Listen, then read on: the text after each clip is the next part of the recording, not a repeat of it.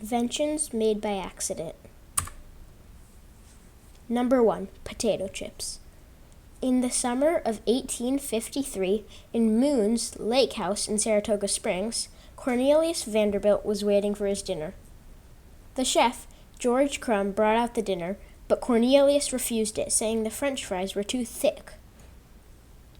Out of anger, Crumb shaved the thinnest possible pieces of potato into hot oil and fried them to a crisp. He sent the browned and brittle rounds to the table as an insult, but Vanderbilt was thrilled with the novel snack. Number 2. Popsicles. In 1905, Frank Epperson accidentally left a cup of soda pop and a mixing stick outside.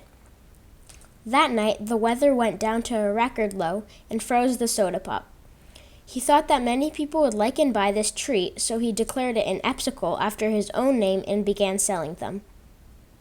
Fun fact, when Frank got older, his children urged him to change the name to what they called it, which was Popsicle or Popsicle. Number 3. Chocolate chip cookies. The accidental invention of the chocolate chip cookie occurred in 1930 while Ruth Graves Wakefield and her husband owned the Toll House Inn on Route 18 near Whitman, Massachusetts.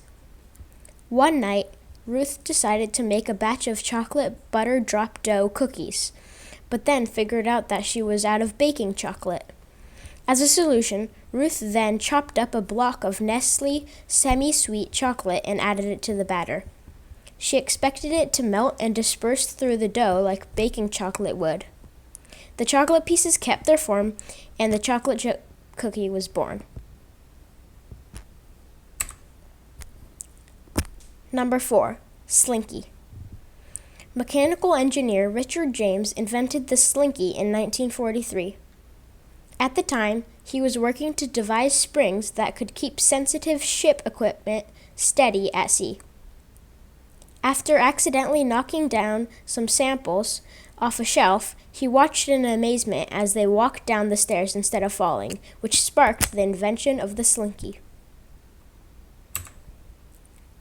Number 5. Velcro.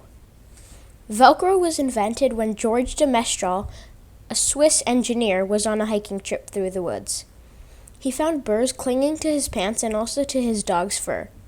Upon closer inspection, he found that the burr's hooks would cling to anything loop-shaped. This accidental discovery led him to the invention of hook and loop fasteners, also known as Velcro. Number 6. Frisbee. In the 1950s, college students would throw empty tin pie pans to each other, but whenever they threw it, they yelled, "Frisbee!"